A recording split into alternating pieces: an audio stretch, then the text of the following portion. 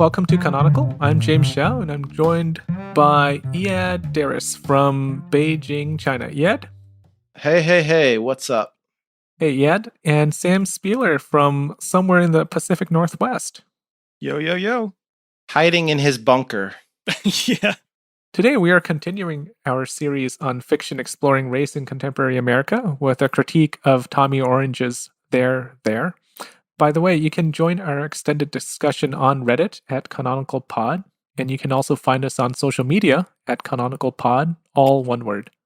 We will be talking spoilers here, so if you don't want the ending spoiled for you, check out our review episode, which was published last week. Sam, let's begin with you. What do you want to talk about first? We already talked quite a bit in our review episode last week about the sheer number of characters. I wanted to dive into that a little bit more. I don't think having such a large cast is a bad thing in and of itself. I think you guys maybe didn't feel that specifically, but had a problem with certain parts of that. I can pull up plenty of examples of good fiction with a plethora of characters. But I think for a book that holds identity as such a central point as this one does, having this complicated mess of identity or identities goes hand in hand with trying to document that point faithfully. Was it that distracting the whole way through to have this many characters? For me, it goes to this tension between describing the Native American experience and describing the experience of individuals. So obviously these characters do represent Native American experience, but they are also, or they should be, individuals. And when they're too blended together, it kind of reduces their individualism. It's kind of makes them less unique. And I think from a humanist point of view, I want these individuals to stand out, but I often find myself confusing these characters, trying to figure out who this person is again, how this person is related to that person. It's almost saying to me that these individuals don't matter so much as the story that they are all telling together, which is fine, I guess, but it's just something that frustrates me a little bit. I didn't have the same experience. I mean, you seem to have more difficulty telling them apart from each other, but I always felt like they had distinct motivations and distinct personalities. It wasn't a problem for me. I think that's a big issue in Native representation is that we think of Native people as one people, when in fact there are so many different tribes and so many individuals involved that it's very, very difficult to say anything substantial about Native people in general. The reason why I bring this up is I found a lot of foils in the book. Two characters or more that could be compared and contrasted. Like Daniel, the kid with the drone, who isn't in the book that much, but he, I think, is held up in contrast against Dean, who is the one filming Indian stories without forcing his own narrative. And I think that distinction between those two characters is interesting and important to how this story is told. You've got two characters that are seeking to be witnesses, but they're coming from different angles. One is heartfelt, and the other is intrusive and deceitful, like he's a spy.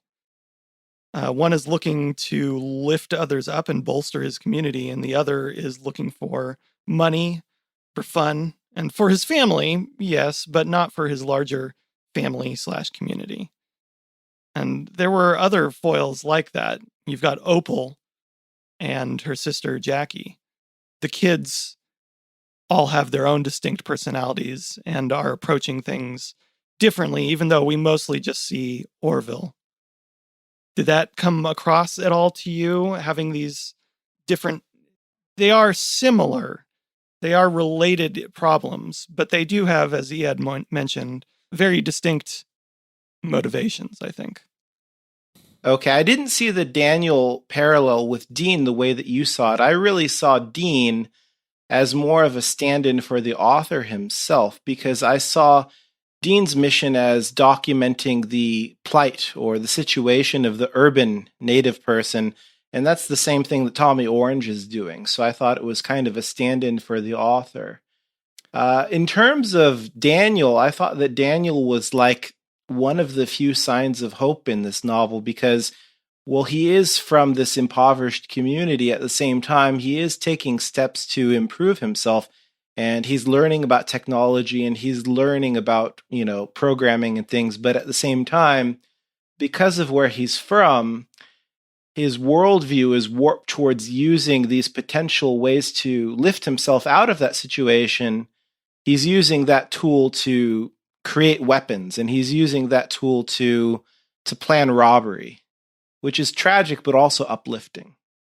Yeah, I saw those two as ways of using technology very differently. One is definitely more individualistic than the other. I think the Dean character might be based on a real person, not the author. I would be surprised if it was pure coincidence, but there is a guy named Joe Whittle who has been compiling native stories, or maybe he compiled native stories a few years ago around the Bay Area. And it sounded like a very similar project. I mean, to be fair, a lot of these characters overlap with Tommy Orange, especially like Edwin. I feel like Edwin's kind of academic study of native culture probably matches Tommy's experience as well. But do you think that you actually need Dean in the novel? Like, he serves a purpose, but is it enough to include him? He is less of a strong character than most of the others, I would say, because he's just a lens. That's a good point. I hadn't really thought of that. If we didn't have the narratives from other people's point of view, we would need him. But since we have other points of view, we don't need him as much. The only reason I would say that he should remain as is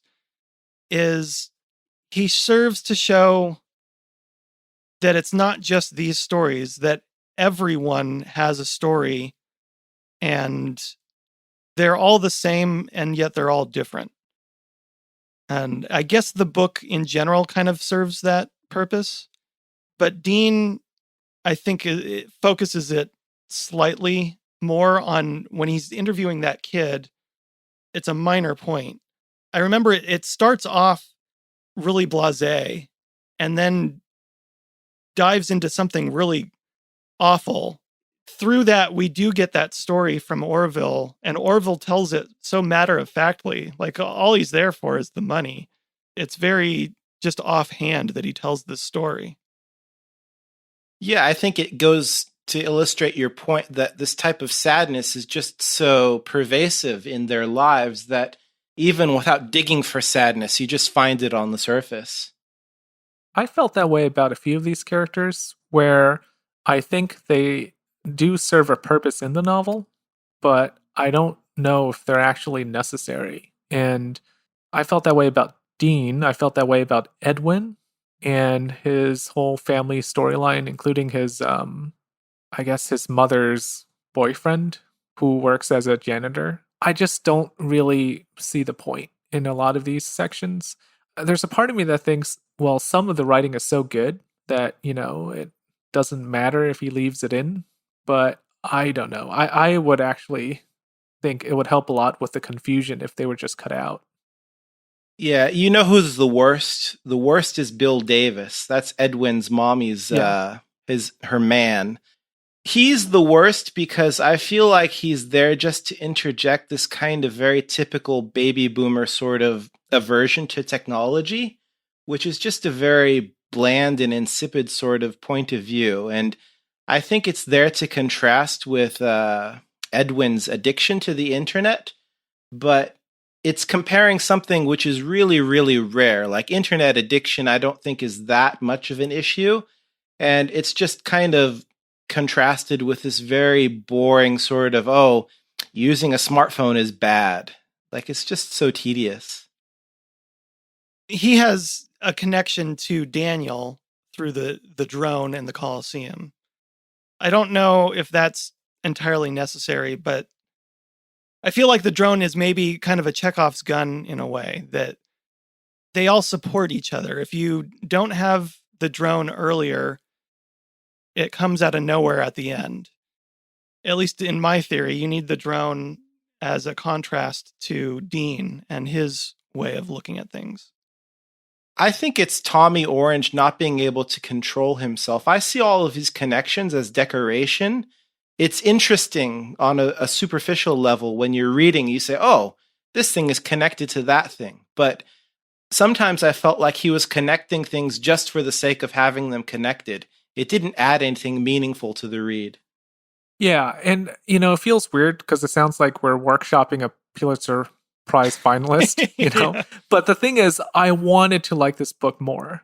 And my chief frustration is that there are too many characters which keep me from loving this book more. Because in my mind, it's just confusing. That's why I'm pointing out the fact that these characters, just like what you said, yet seem kind of extraneous. They don't add enough for me. They add something, and they're well written, but they're not really extremely well written to the point where you think, well, the prose is so gorgeous you have to leave it in. So that's my chief critique, I think. And I guess the second issue, if we have to call it that, that I have with this book is something we critiqued a previous read in Station 11 by Emily St. John Mandel. We said that we felt there were too many coincidences. So this book all kind of culminates in this powwow where you have long lost relatives coincidentally getting shot next to each other and going to the same hospital. I mean, did you feel like this and all the other coincidences, did you feel that it was too much? Did it bother you in the same way? It didn't bother me because they're coincidences of a different nature. Here we have a powwow that is drawing everyone together, and a lot of them are related to each other, not just by virtue of being Indian, but they are actually related to each other. They have lives that intersect, from Harvey all the way down to Orville. Honestly, I don't agree with you here, Sam. Like, you have the final powwow scene where you have Edwin meeting his long lost father, and simultaneously you have Blue meeting her long lost mother at the very same moment. Like, that's just way too much. That is having that at the exact same moment. And they go to the same hospital. That doesn't bother me as much. I mean, it is a big city, so there would be multiple hospitals, but I mean, they're just trying to get to a hospital. I think it's interesting in the sense that it's connected. And like I said earlier, it does give you a very kind of superficial attraction to the novel just to see how things can be connected. What I think is more interesting is that they're a community, but they don't really know how much of a community they are. Like, they're not really aware of how all of these things intersect. And there's a kind of pleasure for the reader. I don't know if it's exactly dramatic irony, but there is a feeling that we know something and they don't know it. And that withholding of information from the characters provides a very fundamental pleasure of fiction in the novel. We critiqued Station 11 because we thought that, there were too many coincidences. And then we also critiqued it because we thought that, it was kind of a light read by comparison to other novels that we were reading. And this one is definitely not a light read. It directly addresses social injustice and the genocide of American Indians and how this kind of legacy of genocide has continued to today. So do you guys think that, we're maybe taking it easier on this novel because it takes on an important subject matter, that taking on this kind of subject matter shields it from critiques of craft? I don't. But I also don't feel that it's indulgent in those coincidences. I think those coincidences have to do with the interconnectedness and the web of native lives. But again, maybe I'm the wrong person. Again, Sam, I have to disagree with you. I think that James might be right with the kind of thrust of this question. I think that this is a quote unquote important novel, and I don't use those quotes because I disagree. I think it is important, but I think because it has the social message which is important, we do tend to go light on the criticism. It feels bad to pick on a book that's so important to people who don't have a voice, I think. I think this is a podcast where we're trying to find good books. We're trying to find not just good books, great books. And I would argue that this is a great book, but I also agree that it's great not just for the prose, but for the message and for what it represents. So in that sense, I understand, but I don't think it's then impervious to criticism.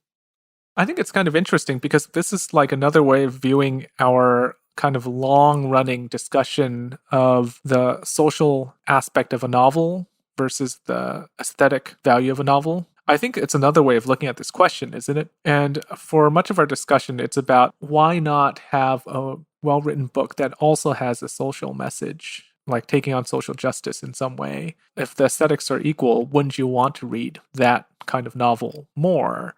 This is like kind of turning it around, saying, let's say you have two books that are both important for social justice reasons. Wouldn't you rather read a book that's better written? And I guess you might say no, because they're both important. So they're both equally important for different reasons, but they're both equally important. So maybe aesthetics don't really come in. Not quite sure I follow you. I mean, I don't think that aesthetics come at the expense of social importance. I think that they can both be amplified simultaneously. Right. I guess what I mean is if you have, and I always go back to Toni Morrison, like if you have Toni Morrison, who's good at everything, and you have Tommy Orange, who's telling a different kind of story that's also very important, but it's his first novel. I mean, you can't really expect his first novel to be beloved, right? Even though she did write Bluest Eye, right, as her first novel. So, I don't know. But you can't really have that level of expectation. But at the same time, you might say they're both important. A better example might be Love Medicine, which you've talked about. I have not read Love Medicine yet, but we talked last episode in the review portion about the idea of having one voice, that Sherman Alexie had his time and now it is Tommy Orange's. So it's not, to me, a question of should we read Eldritch's Love Medicine or Orange's There. But even if they cover similar ground, but one does offer something a little different than the other, why not have both? There is space for both to exist and to be taught. Also, I'd like to add something we talked about before, which is the reason why this is important is because it's urban American Indian fiction. But I actually used to teach a short story from Sherman Alexie set in Seattle that I loved. And Sherman Alexie, his stories are always kind of light. So there's a tendency to dismiss it because it's light. Is that the one that's about the headdress? It's about the homeless. Yes, the headdress. Yeah. We'll find it and link it in the show notes. But these stories do exist. So it's not like they haven't been told before. I guess my point is just, it's not like this is the first of its kind either. No, but again, my counterpoint to that is as long as this is good, if this was terrible, it would be a different thing. But if this is good and it's teachable and it has something to teach, why not have multiple? Here's something that I think we don't have enough time for now, but we can continue in the discussion on Reddit, is that we prize originality when it comes to aesthetic concerns, and we want original aesthetic works, but is originality also important when it comes to social concerns? Like, if this book and Love Medicine go over the same ground when it comes to bringing light to the concerns of Native people, is that really a problem? Do they need to do something different from each other? Well, here's another question built on top of that. Do we talk about that when we talk about Black literature? Do we talk about that when we talk about Asian American literature? I think people who don't really care much about social justice do. I think people who just do it because it's required reading will just say, well, this has already been done before. I don't need to hear it again. That's my point, is I don't think that question holds much value in a society where we're trying to improve, where we're trying to have diverse voices. From a practical point of view, the reason why we have a canon, and of course, we're not talking about canon restrictively here. I mean, we are trying to build an expansive canon. But I mean, the reason why is sometimes you don't have enough time to read everything, or at school, you don't have enough time to teach everything. And if you're trying to broaden the students' horizons, you may not have time to teach Erdrich, Alexei, and Orange. So you might have to just pick one, right? And then you get Orange, and you get like Toni Morrison, and you get Amy Tan, and then that's it. And unfortunately, that's what people end up reading all their lives. You know, if people who don't seek out more minority writers, they only get those writers. So, I mean, in that way, it's important. I guess it also depends too, though, what the focus of the canon you're trying to teach. Are you trying to teach an updated canon, or are you only trying to teach the single best of a given genre or a given segment? Yeah, I mean, if we're talking about a canon as a way of representing different issues, in that way, you know, the aesthetic argument doesn't really hold, right? Because you don't really necessarily care that much about how well written the book is. What you really care about is its unique point of view, or unique as compared to other works in that syllabus or in that required reading for all high schoolers in California or whatever. So, what we've been wrestling with, I think, generally is how to distinguish There from other works of native fiction. And I think what really distinguishes this novel is that it's about a different experience. It's about urban Indians rather than Indians in their quote unquote native place on the reservation. And I think that context becomes interesting because it's about people choosing or choosing not to perform their ethnicity in an environment which isn't really always conducive to performing their ethnicity. Their cultural background sometimes seems at odds with where they live. There were two quotes that I found really interesting. In the middle of the novel, Orville is talking to his brothers, and he says to his brother Lonnie, he says, "They're just old ways, Lonnie. Dancing, singing Indian. We gotta carry it on," Orville says. "Why?" Lonnie says. "If we don't, they might disappear," Orville says. "Disappear? Where are they gonna go? I mean, like, people will forget." And then Lonnie says, "Why can't we just make up our own ways?" That to me, I think, is really important because there's two different views on culture presented against each other. On the one hand, it seems like Orville wants to preserve his cultural heritage just for the sake of preserving it, but then Lonnie's attitude is more like, well, we can do whatever we want and make something new. The second quote that I think speaks to the same idea is in Edwin's section. He's talking about music and the music that he likes, and he says, "The problem with indigenous art in general is that it's stuck in the past. The catch, or the double bind about the whole thing is this. If it isn't pulling from tradition, how is it indigenous? And if it's stuck in tradition, in the past, how can it be relevant to other indigenous people living now? How can it be modern?" What do you think about the contradiction between being modern and urban and being traditional and preserving tradition? I can see the double blind, but it seems to me like they don't have to be mutually exclusive.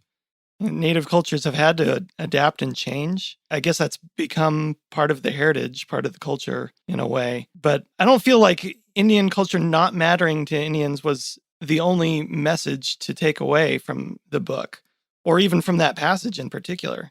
In that conversation between the kids, I remember at some point after that, Orville or maybe Luther explains to Lonnie that it's like those tacos that they make, where they really like them, but it's not based on any tradition. It's just something they made up. It's not food that they're going to find at the powwow. And that stuck out to me as something interesting. That doesn't replace tradition, but it's a new tradition. It's okay to have both those things. I think the challenge is moving forward with new traditions while also making sure that there is some static to the original, that there is some authenticity and memory collectively.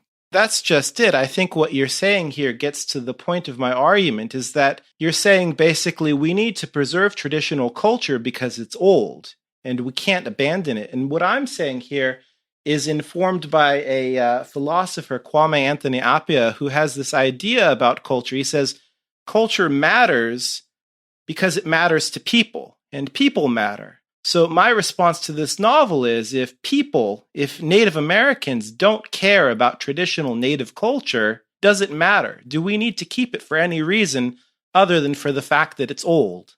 I think there is a reason to keep it only because it's important for people who have experienced genocide. And I'm speaking people broadly here, like a group of people, not people who have experienced it intimately, obviously. So it's important for people to have that shared experience, that shared memory, and to have it remembered because it informs their lives and it's an acknowledgement.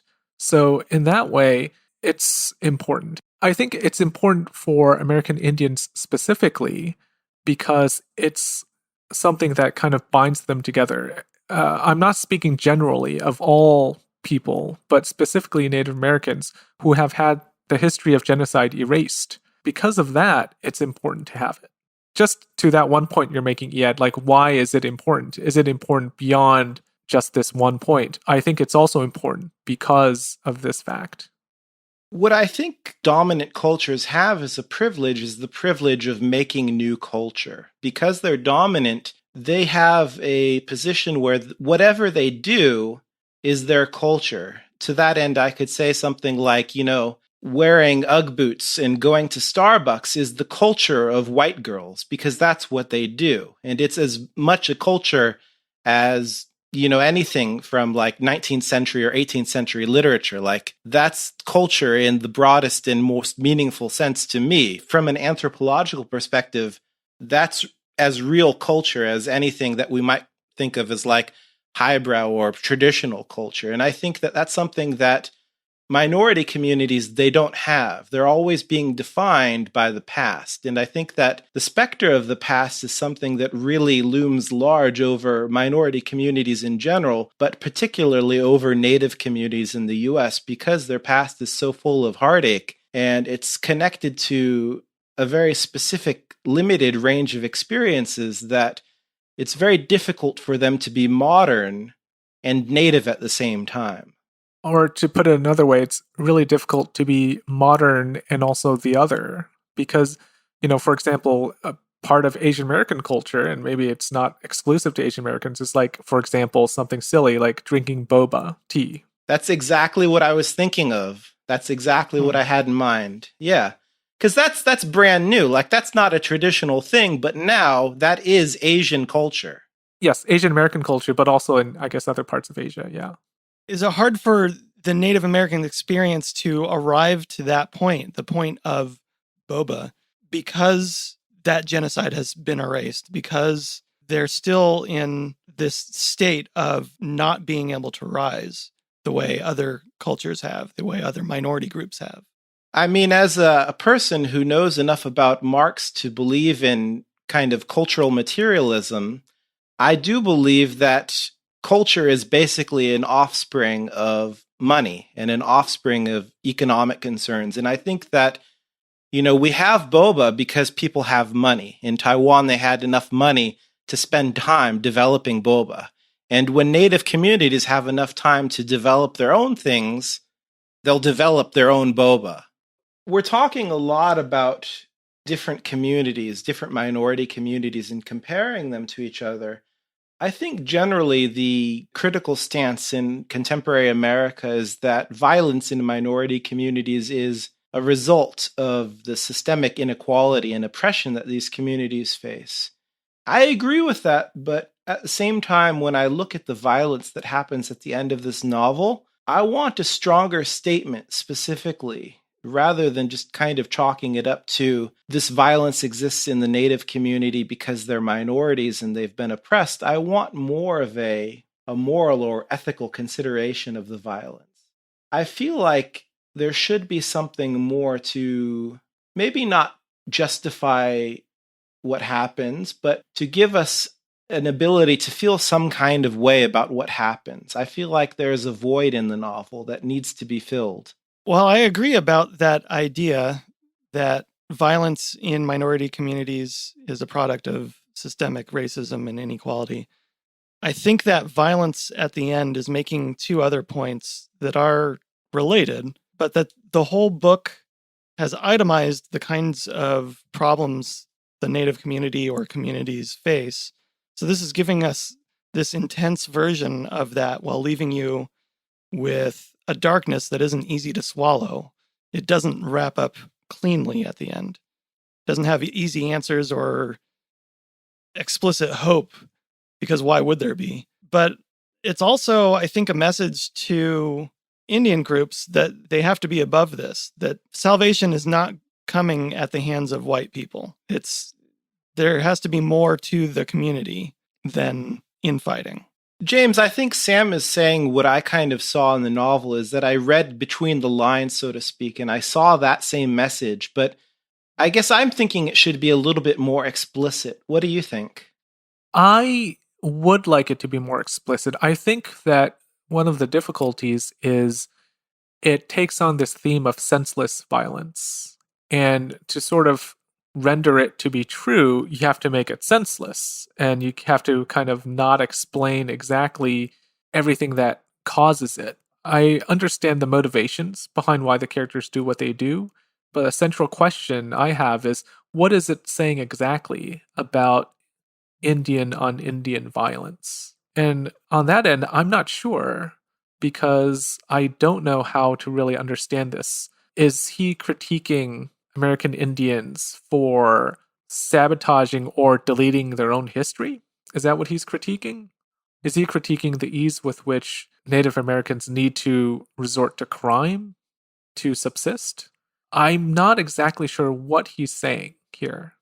Yeah, I think that's the problem that I felt with the entire novel is that there was a lot of depictions of sadness and a lot of depictions of violence and oppression, but it wasn't specifically native violence or native oppression. When I was reading all of these horrible things that have happened to these people, I was having a difficulty distinguishing between the difficulty of being in the lower and working classes and the difficulty of being a native person. To me, I think it would have been stronger if it was more distinctly a native story rather than just the troubles of being working class or lower class. Do you guys know about the Moonlight Tours? It's something that happens in Canada. The Moonlight Tours is when the police in some part of Canada discover a drunk Indian and they drive them out of the city limits, take them on a moonlight tour when it's like really cold and just ditch them. It's systemic racism. It's just systemic murder. It's known by a lot of First Nations people in Canada. Like it's a known thing, but it's made its way into more popular Canadian culture because quite a few people have survived now. And then porters have interviewed them and they're like, yeah, of course, this is something that happens to us. I hitchhiked my way back, but my cousin didn't make it. When he went on his moonlight tour, it's like that kind of attitude. It's kind of true to what you were saying, yeah, in that there are very distinctly Native Americans or First Nations pains that exist. This one kind of addresses some issues that are also present in just being lower class, I guess, like lower class struggles. But at the same time, isn't that the urban experience? If you are living in a city like Oakland or any other city that has a lot of crime, your struggles are going to be that of other lower class people, right? I think what I would like to have seen in the novel is sort of an archaeology of the persistent problems in Native communities like suicide and alcoholism. Like these things do exist in other working class and lower class communities, but they exist, it seems, more often in Native communities. And I think for as didactic as the novel is, it doesn't really explain to me what I want explained. I want to know how systemic inequality and racism has chosen these particular forms to manifest itself in. That to me is really the meat. And this is me just as a very kind of functional sort of person. Like when I was reading this novel, I was reading this sadness and it was just very, very sad. And I don't like wallowing in sadness. I don't like experiencing sadness for sadness' sake. I like to learn about a problem, but try to solve it or to think of ways that we could move in a different direction, to get ourselves out of this problem. It's not fair for me to expect Tommy Orange to solve this problem, but at the same time, for me to want to exist in this place of sadness, as a writer, I feel like if you're going to do that to your reader, if you're going to subject your reader to these powerful emotions, that experience, which itself is an experience of trauma, this just unsettling reading experience, I feel should be in the pursuit of something else, in the pursuit of social justice, in the pursuit of some sort of transformative change. Can't this serve as an introduction or an opening of awareness to what's going on and what's still going on? We've already talked about how there are books that detail a lot of these things, but this is an updated version. This is a modern version of those things. You know, I agree, Sam, but I think one of the issues with Native American literature is that it doesn't often get beyond raising awareness. And I think the problem stems from the fact that a lot of the people here have been so systemically oppressed that just getting their message out or saying that we exist is a victory in and of itself. Like, people would never ask themselves, do black people exist? Or do Asian Americans exist in America? But people do think that Native Americans died off, at this massacre, or they only live on the reservation. So in some ways, yes, to your point, Eyad, I think I also want some kind of closure or some gesture at the next steps to take. But we have people who are, I think, advocating for the fact that they exist. And so, I mean, that seems to be the next step in the battle, just that acknowledgement. And that's the question that, Eyad, you brought up with the culture. How does culture change? How does culture grow and move into the future? I think that is the question that's being posed. How do we move into saying, yes, we are here, to yes, we are here, and this is who we are going to be 1,000 years from now? Well, let's take a break, and when we come back, we'll talk about how this book fits into the context of our present times.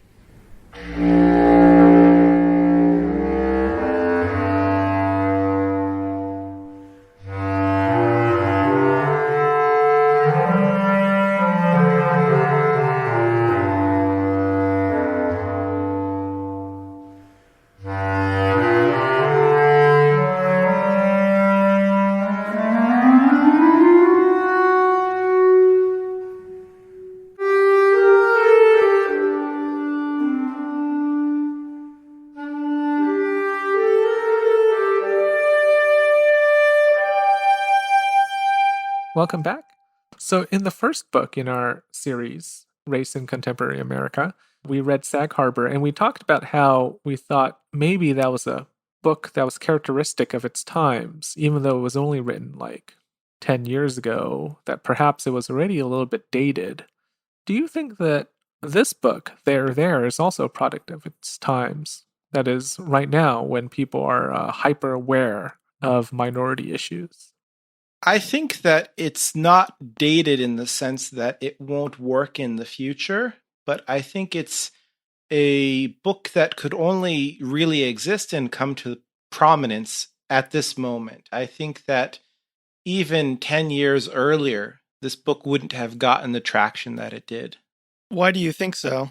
I think that nowadays we are building and building towards a more loving society and a more humane way of dealing with people who are different from us. And part of that work is that we are acknowledging the experience of people in minority communities who are different from the attitudes of people in the mainstream or people in dominant cultures. And I think that work is something that has been ongoing, but it's got some steam lately. And it's a very good thing that it's happened, but it makes this type of book possible. I guess that makes sense. The past few years, we have seen a lot more presence in the Native community. I'm thinking about Black Rock and the Dakota Access Pipeline. I think it's Standing Rock. Standing Rock, thank you. But I agree. I don't think this will become dated anytime soon. I don't know if I agree if this had been published 10 years ago, if it would have made the same splash, but I can see your point. I think we are, hopefully, as a culture, building toward something greater and more acceptance of diversity. And this is toward that effort, I think. I feel fairly conflicted about this because I think what makes it a product of its times is the fact that it's so centered in on this urban Indian existence. I think that is a very new experience because people are moving more and more to cities. I think that there's more interest in this kind of story, whereas in the past, if you had written this kind of story, I think maybe the audience or the market wasn't really there. I think what they wanted was the reservation story because it's a unique experience and people thought, oh, well, I never heard of these reservations before, or I don't know what's going on at these reservations. So they buy these books. So in that way, I think this book is very much a product of its times. But I think the central themes in this book are themes that Native writers have been grappling with for a really long time. So that's not necessarily anything unique, and I don't think it's something that'll be dated. I do wonder, though, if we might look back on this book and its focus on Oakland or on some of the violence. I wonder if that's something that maybe, especially once Tommy Orange writes a second or third or fourth book, maybe this book will not have as much of an effect on how people view his work and the Indian experience in the future. That to me seems very unlikely, only because I know that he is presently writing the sequel to There right now. Yeah, I read that too. I don't know how to feel about that. Do you think this book needs a sequel? I don't. If I were his friend or his publisher, I would tell him maybe do something else. But, we'll see what happens. Yeah, why ruin a good thing, I guess. Okay, let's conclude here. Thank you for listening. Remember that you can find our reading schedule and our discussion threads on Reddit at Canonical Pod. We regularly post threads there. We'd love for you to join us, and you can also find us on social media at Canonical Pod. That's Canonical Pod, one word. We'll be back next week with a review of Britt Bennett's novel, The Vanishing Half. If you're interested in reading that book beforehand, go ahead and find a copy of it. If you want to support us, you can use our Amazon link below to buy a copy of The Vanishing Half or another book that you've been wanting to read. Till next time, happy reading. We'll talk to you soon.